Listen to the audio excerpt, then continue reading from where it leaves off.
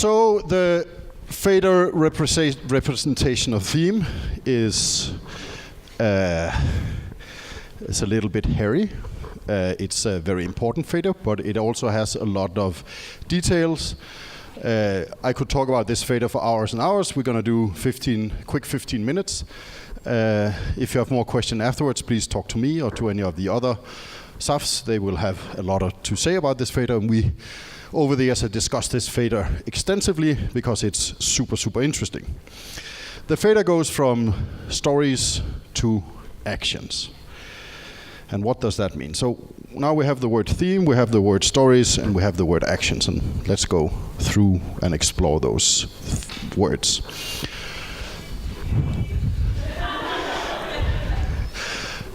So what is a theme? A theme is a topic, subject, or core question. Maybe it's the tagline of the LARP, something that you want to look into. So a theme is often about exploring that thing, principle or phenomenon. It could be being loyal to your loved ones or how racism operates. And it's very important that the theme is not the same thing as the genre of your LARP. So for example, you want to do a Western LARP. That is not the theme of the LARP. That is the genre, and themes, either you design for a specific theme or they will emerge. So do you really need a theme when you design your LARP? No, you don't. Many of my LARPs starts with that I have a cool location, or I have like a cool genre that I want to explore, like pirates, and then you start making your LARP. You don't have to care about your theme, but it is smart and good design if you do. Because if you do not design for your theme, themes will emerge through your LARP. And it's better to design for specific themes than let the LARP randomly go in a direction where you might not want it to go. Does that make sense? Cool.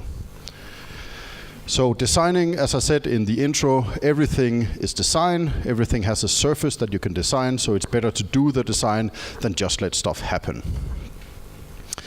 Here are some examples of themes that you have been going through during the week. Snaphan is how it could be to live in an oppressive society. Helianthus Land is about exploring totalitarianism. Night Cafe explores dreamscapes. New Voices in Art is about anxiety about not being good enough. And you have been presented for two other things. Just Loving is desire, death, and friendship, a very clear theme that you're going through in that LARP. And Capo was about the loss of humanity and what happens when you lose that.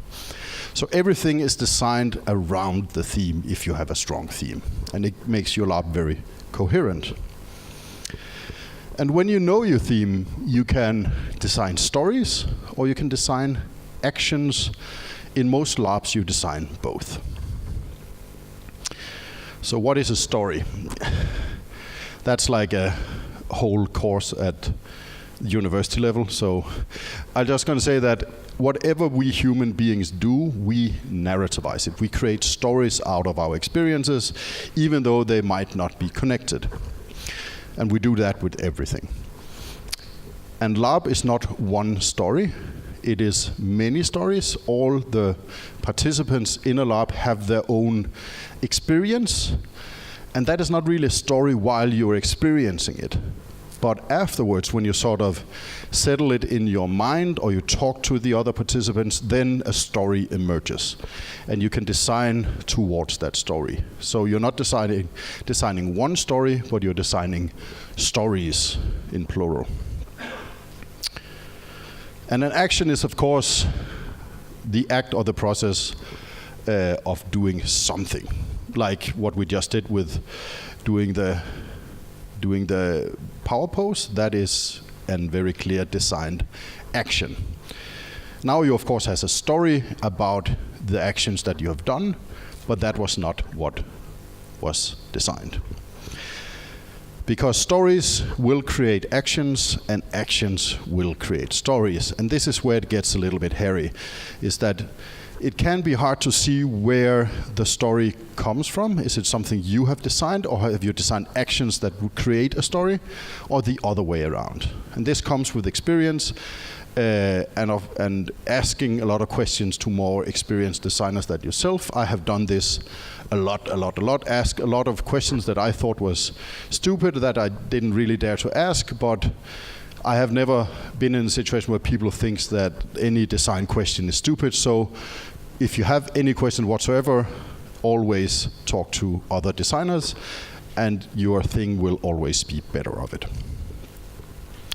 So to summarize, when the fader is towards stories, is that stories are intellectual.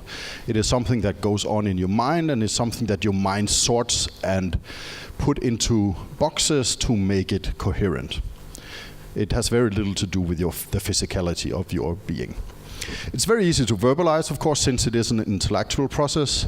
It needs very little workshopping, because we have been subjected to stories since we are very little. We are told stories as kids, we read books, we see movies, and so on, so we are very proficient. We know a lot about how stories work.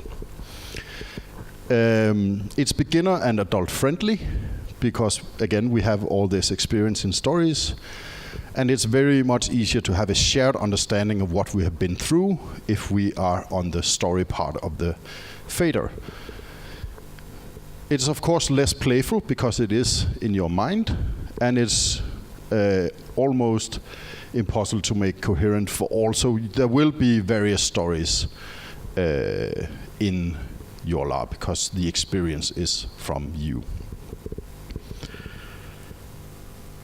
If you're in the action part, actions are embodied. It's something that will be put into your system, and your body memory works in very different ways than your intellectual memory.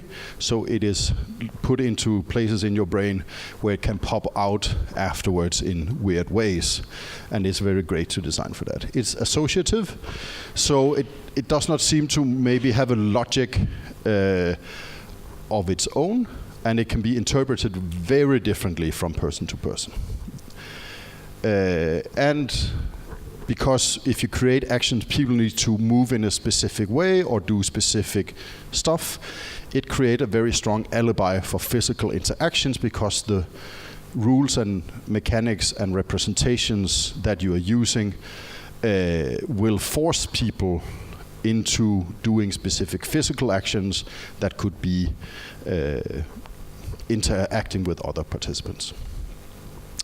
It re-encodes behavior, so when you do specific movements or actions over time, they will become integrated into the way that you move your body, and it will, on the subconscious level, be something that you will continue to do after the larp, even though that the larp has stopped.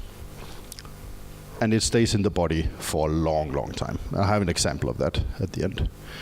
It needs workshopping. Sometimes it needs a lot of workshopping, because we need to have a shared understanding and experience of the actions for them to work, because we can be afraid that we're not doing it correctly, and it has to come as second nature, something that you just do without thinking about it, because that's the way action works in our normal life. So it needs a lot of attention.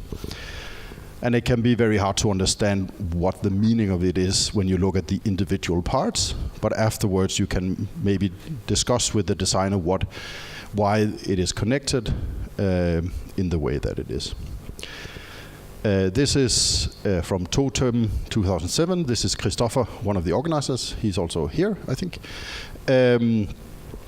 And my experience at that larp was that I played together with another participant, and it was very strongly focused on the physical interactions.